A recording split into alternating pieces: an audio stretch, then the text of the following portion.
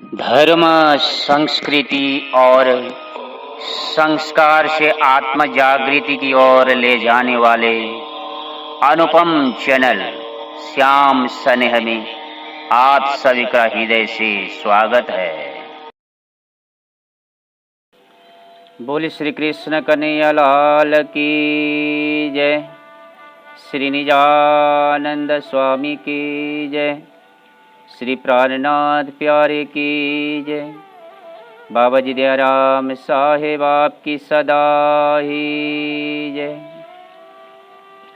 साक्षात अक्षरातीत धामधनी श्री राज श्यामा जी के चरण में नमन बंदन स्मरण करते हुए, संत गुरुजनों के चरण में प्रणाम करते हुए, आप सभी सुंदर साहब को मेरा सादर प्रणाम। निज नाम के महात्म्य के विषय में आप सभी सुंदर साथ जी स्मरण कर रहे हैं। इसी विषय को आगे बढ़ाते हुए रास का एक प्रसंग को लेकर के वाणी की महिमा समझाने जा रहा हूँ। मध्य रास के बीच में रास रमते रमते मध्य में पहुँच गए। रात के ठीक 12 बजे इतने मगन हो चुके थे गोपियाँ, कृष्ण।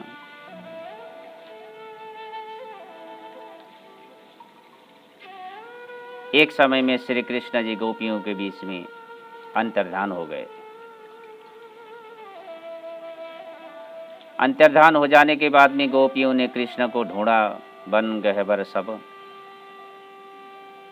कृष्ण को कहीं न पा करके गोपियों ने विचार किया, पुनर्कृष्ण को प्राप्ति करने के लिए कृष्ण जी का सबसे प्रिय बाल लीला को हम अनुकरण करें। गोपियां सब मिलकर के श्री कृष्ण जी की लीला को अनुकरण करने लगे। कोई गोपियां जसोदा बनी, कोई गोपियां नंद बाबा बनी, और कोई गोपियां कृष्ण बनी, कोई गोपियां राधा बनी। एक गोपियां पुतना बनी, एक गोपियां सक्टासुर बनी। ब्रज में सारे चरित्र उन लोग ने, ब्रज लीला के सारे चरित्र उन गोपियों ने अपनाया। इस समय परमधाम से अवतरित श्यामा जी जो मूल ब्रज में राधिका बनी थी, और यहाँ आकर के आज श्यामा जी श्री कृष्ण बनी है अनुकरण लीला में, और इंद्रावती सखी राधा बनी है। राधा और कृष्ण का इस तरह से लीला यहाँ होने लगा। बरसाने में राधिका 5 साल की थी, ब्रज में श्री कृष्ण 7 साल की उम्र के थे। एक दिन श्री कृष्ण जी के घर में एक मोर नाचते नाचते आया। उस मोर को देख करके श्री कृष्ण जी उसके पीछे पीछे चले गए। उस मोर ने श्री कृष्ण जी को राधिका के आंगन में पहुंचाया। राधिका जैसे आंगन में निकल के आई, वृषभानु, कृति वृषभानु के घर में, दरबार में, कृष्ण और राधिका का मिलन हुआ। कृष्ण ने राधिका को देख करके मोहित हो गया। पूर्व जन्म का जो प्रेम प्रकट हो गया।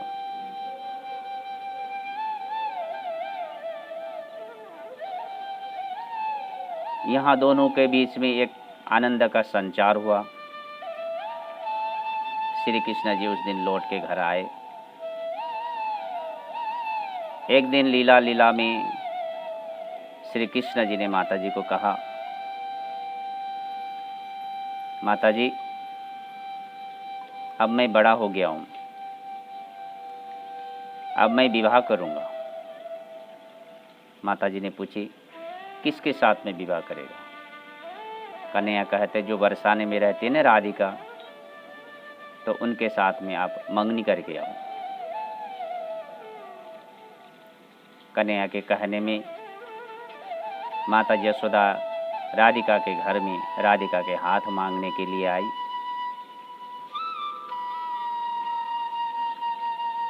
राधिका जी की माता जी कृति से मिलती है।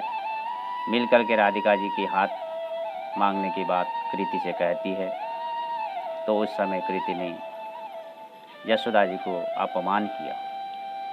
अरे यशोदा, तुम क्या समझ के मेरी राधिका जी के हाथ मांगने के लिए आए? तुमने अपने लाला को नहीं देखा? कितने काले हैं, ब्रज में घर घर में चोरी करके फिरते हैं, ब्रजवासियों को तंग करके रखे हुए हैं। ऐसे कृष्ण के साथ में मेरी राधा को विवाह कराऊंगी? तुमको थोड़ा सा भी विवेक नहीं है? कहीं काला कौवा और बगला का विवाह होता है? तुम्हारे कृष्ण कैसा काला है और मेरी राधिका कितनी गोरी है, तो ये दोनों का संबंध कैसे हो सकेगा? इस तरह से कृति ने भी यशोदा जी को अपमान किया। यशोदा लौट के आई। ये बात कृष्ण को पता चला। कृष्ण विचार कर रहे थे, कृति को इसका बदला तो मुझे लेनी है। तो खेल खेल में एक दिन ऐसा लीला हुआ, ब्रजवासी बरसाने के सारे सुंदर गोप गोपियाँ जन समुदाय मिल करके एक जगह में प्रीति भोज यानी वनभोज खाने के एक लीला रच रहे थे। सारे वहाँ बड़े लोग भोज बना रहे हैं, खाना बना रहे हैं। तो ऐसे में गोप ग्वाल छोटे छोटे बालक कृष्ण के साथ में खेल रहे थे। खेलते खेलते कृष्ण जी ने ऐसा लीला किया कि सबके कान में जा कर के श्री कृष्ण कुछ बोल देते हैं तो वो प्रसन्न हो जाते हैं, परंतु राधिका जी के कान में जा कर के कन्हैया ने क्या बोले पता नहीं। राधिका मूर्छित होकर के जमीन में गिर पड़ी, मानो कि अब राधिका लौट के नहीं आएंगे, उनका प्राण चला जाएगा। सब ने राधिका को देखा, राधिका तो बेभान होकर के पड़ी है, अब इनको कैसे स्वस्थ किया जाए। इस तरह से श्री कृष्ण जी ने राधिका के कान में एक मंत्र कहा करके ये अवस्था करके कृष्ण भाग करके अपने घर में पहुंच गए। अपने शैया में आराम से कन्हैया सो रहे हैं और यह अनेक उपाय करके राधिका को जगाने की कोशिश करते हैं, स्वस्थ करने की कोशिश करते, परंतु राधिका जागती नहीं है। ब्रज से कन्हैया ने समाचार भेजे, राधिका जी को अच्छा करना हो, स्वस्थ करना हो तो उसका दवा मेरे पास में है, परंतु मुझे ले जाने के लिए राधिका जी के माता पिता स्वयं मेरे घर में आना पड़ेगा, तभी मैं जाऊंगा। ये समाचार कृति विषभानु को कान में पड़ा। कृति विषभानु दोनों ही दौड़ के कन्हैया के घर में आए, नंद बाबा के द्वार में आए। कन्हैया को कहा, कन्हैया तुमको पता होगा राधिका जी को जो बीमार हुआ है या कुछ हो करके वो मूर्छित है, उनको जगाने की जो दवा तो आपको पता होगा, आप उनको जगाओ, तो आप ही हमारा सहारा है, आप ही उनको जगा सकते हैं। कृष्ण ने कहा, मैं एक शर्त पर वहां जाके राधिका जी को मैं स्वस्थ कर सकता हूं। वृषभान ने कहा, क्या शर्त है? पहला तो मुझे वहां जाने के लिए मेरी माता जी को जो कृति ने पहला जो अपमान करी थी, उस अपमान के कारण पहला तो कृति मेरी माता जी से क्षमा याचना करें, माफ़ी मांगें, तब मैं जा सकता हूँ। दूसरा शर्त, कदाच राधिका जी जाग गई, स्वस्थ हो गई, तो राधिका जी का विवाह मेरे साथ में, सगाई मेरे साथ में करना पड़ेगा। वृषभान ने विचार किया, ये शर्त भी ठीक है। कृति ने यशोदा जी को माफ़ी मांगा, यशोदा जी से माफ़ी मांगा और मेरे से आज से ये भूल नहीं होगा।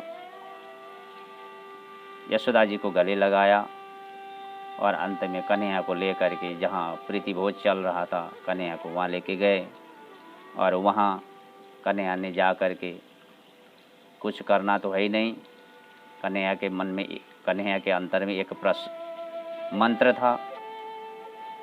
वो मंत्र राधिका जी को कान में ले जा करके जैसे मंत्र कहा तो राधिका जी अच्छा हो गई। ये मंत्र क्या है प्यारे सुंदर साथ जी, आपको पता है? जो उस समय श्री कृष्ण जी ने सब गोपियों को, सब गोप ग्वाल को ये बात कहा था, मैं तुम्हारे हृदय में रहता हूँ, ये कहते ही सब गोप गोपियाँ खुश रहते थे। परंतु राधिका जी को इस मंत्र को उल्टा करके कहा कि मैं तुम्हारे दिल से निकल गया हूँ। ये कहते ही राधिका बेभान हो गए, कारण राधिका के हृदय में स्वयं श्याम बसे हुए हैं, राधिका जी के हृदय में श्री कृष्ण बसे हुए हैं। अब जब श्री कृष्ण हृदय से निकल गए तो अब उस जीव जीवन के बगैर नहीं रह सकता, तो इसीलिए वो बेभान हुई थी। पुनः श्री कृष्ण जी ने आकर के अब मैं तुम्हारे हृदय में वास करूंगा, ये कहते ही फिर राधिका जाग गई और वहाँ खड़ी हो गई और उसी स्थान में राधिका जी और श्री कृष्ण जी का सगाई हुआ, संबंध हुआ। परंतु ब्रज में श्री कृष्ण और राधिका जी का विवाह हुआ ऐसा कहीं भी नहीं मिलता, प्रसंग नहीं है। तो इसलिए वो विवाह संपन्न करने के लिए स्वामी श्री प्राणनाथ जी महाराज वाणी में कहते हैं, आई आगम वाणी इत मिली विश्व मुख करत बखान, कौल सबन के पूरन भय आए सो पहुँचे निशान। इस तरह से अतीत में किए हुए जो वादा ब्रज में राधिका और श्री कृष्ण जी के साथ में जो सगाई हुआ था, उस सगाई को पूर्ण करने के लिए, सगाई तब पूर्ण होता है जब दोनों की विवाह हो जाती है, उस मंगल कार्य को पूर्ण करने के लिए वहाँ राधिका इंद्रावती थी और श्री कृष्ण सुंदरबाई थी। सुंदरबाई और इंद्रावती दोनों ही इस संसार में मनुष्य तन में आए। मनुष्य तन में आकर के सुंदरबाई और इंद्रावती का मिलन ही 12,000 ब्रह्म सृष्टि और राज्य के साथ में मिलन होना है। 12,000 ब्रह्म सृष्टि को एक साथ में श्री राज्य के साथ में विवाह होना है। तो ब्रज में ये कार्य पूरा नहीं हुआ था, उस कार्य को पूर्ण करने के लिए जागनी ब्रह्मांड में आ पहुँचने के बाद में हरिद्वार में जब पहुँचे, साक्षात वो ब्रज के स्वरूप श्री कृष्ण जी बुद्ध के रूप धारण करके इस संसार में प्रकट हुए और सब सुंदर साथ ने राज्य को पहचान किया और उनके साथ में संबंध किया। इसी प्रसंग को यहाँ स्वामी श्री प्राणनाथ जी फिर दोहरा रहे हैं। पहले मंडल में मांगी मुझे सो आई ब्याहित, कौल किया शास्त्र में सो आए पहुँचे शरत। पहले मंडल में मांगी मुझे, इस तरह से उस ब्रज में राधिका जी को श्री कृष्ण जी ने मंगनी किया था, सगाई किया था और यहाँ उस सगाई के विवाह संपन्न करने के लिए जागनी ब्रह्मांड में आए। जागनी ब्रह्मांड में आकर के स्वयं इंद्रावती सदगुरु प्राणनाथ जी महाराज के अंदर में बैठे हुए श्याम स्वरूप श्री राज जी महाराज को कहती है, तुम दुल्हा मैं दुल्हन और न जानू बात, ईशक सु सेवा करो सब अंगो साक्षात। तो इसलिए इस संसार में श्री इंद्रावती ने धामधनी श्री राज जी महाराज को, यानी इंद्रावती के अंदर में बैठे हुए सखियां रूपी ब्रह्म सृष्टि रूपी 12,000 ब्रह्म सृष्टि ने श्री राज जी महाराज के साथ में संबंध करना, इसको यहाँ आकर के विवाह होने का एक जाहिरी बात है। कौल किया कौल किया लिखा शास्त्र में, सो आए पहुंचे शरत। तो किस शरत किस समय में आऊंगा ये भी शास्त्र में श्री कृष्ण जी ने रास में कहा था। मैं पुनर्फिर संसार में मनुष्य के तन में आकर के इस वायदे को पूरा करूंगा। वो समय वो शरत या आ पहुंचा है। मैं जो आए ब्याहन दुल्हे को, दुल्हा आए मुझ कारण, बांधे पालब सु पालब, पाट बैठे दुल्हा दुल्हन।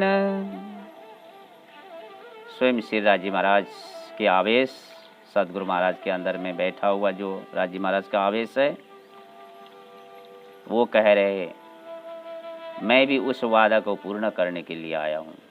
ब्रज में मैंने वादा किया था, दुल्हा आए मुझ कारण। इंद्रावती सखी कहते मैं राज्य के वादा पूरा करने के लिए आया। मैंने भी वहाँ राज्य से ब्रज में वादा किया था। तो इस तरह से दोनों दुल्हा दुल्हन ही, राजी श्यामा जी दोनों ही, सखियाँ श्रीराज जी ये दोनों ही इस तरह से अपने वादा को निभाने के लिए इस जागनी ब्रह्मांड में आकर के राज्य के साथ में संबंध करना, राज्य को पहचानना तारतम्य के ज्ञान से, तो ये अपना वायदा पूरा करना होता है। बांधे पालब सु पालब, पाट बैठे दुल्हा दुल्हन। ब्रज में भी गोपियों ने श्री कृष्ण जी का साथ दिया। एक क्षण भी कृष्ण जी के साथ छोड़ करके गोपियां इधर उधर कहीं भी उनका मन को विचलित नहीं किया। रास में भी श्री कृष्ण जी प्रति अपना मन चित्त बुद्धि सब कुछ केंद्रित था। जागनी ब्रह्मांड में आने के बाद में विस्मृति जब तक थी, राज्य की पहचान नहीं थी, तारतम्य जब तक नहीं आया था, तब तक उन सुंदर साथ ने राज्य को संबंध को नहीं जाना था। संसार में जैसे तारतम्य अवतरण हुआ, सदगुरु महाराज ने तारतम्य द्वारा सुंदर साथ को जगाया, तब इस बात को याद आया हम साक्षात धामधनी की अर्धांगिनी हूँ और धामधनी हमारा धनी है। इस बात को हमें ज्ञात हुआ।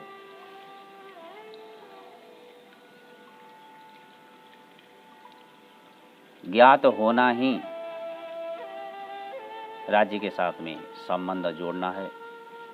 जैसे पहचान हुआ, राज्य के साथ में साथ मिला करके, ताल में ताल मिला करके सुंदर साथ चलने लगे। तो इसी को ही कहा पालब सु बांधे पालब सु पालब, पाट बैठे दुल्हा दुल्हन। विवाह करने के लिए जिस विवाह थली में पाट में जहाँ बैठते हैं, वो विवाह थली तो ब्रज रास जागनी तीनों को ही कहा गया है। जागनी में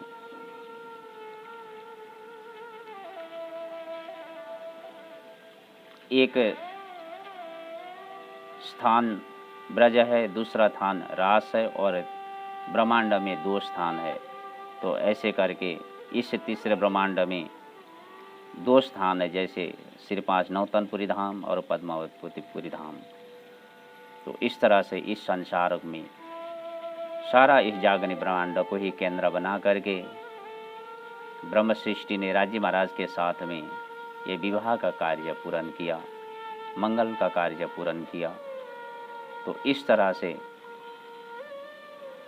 परमधाम ब्रज और रास में जो कॉल किया था, आज इस संसार में तारतम्य के ज्ञान द्वारा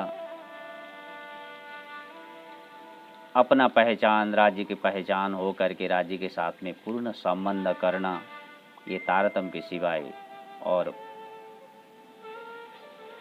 कोई ज्ञान भी इस तरह से है राज्य के संबंध को साथ में जोड़ नहीं सकता। प्यारे सुंदर साथ जी, ये तारतम्य ने ही आज हमारे आत्मा को जागृति कर राज्य के साथ में संबंध जोड़ रहा है। ऐसा अनेक प्रसंग है जो तारतम्य के महात्मा के महिमा के विषय में मैं आप सभी सुंदर साथ को ज़्यादा न कहते हुए आज के विषय को मैं यही विराम दे रहा हूँ। कल फिर इसी प्रसंग को लेकर के मैं मिलूँगा।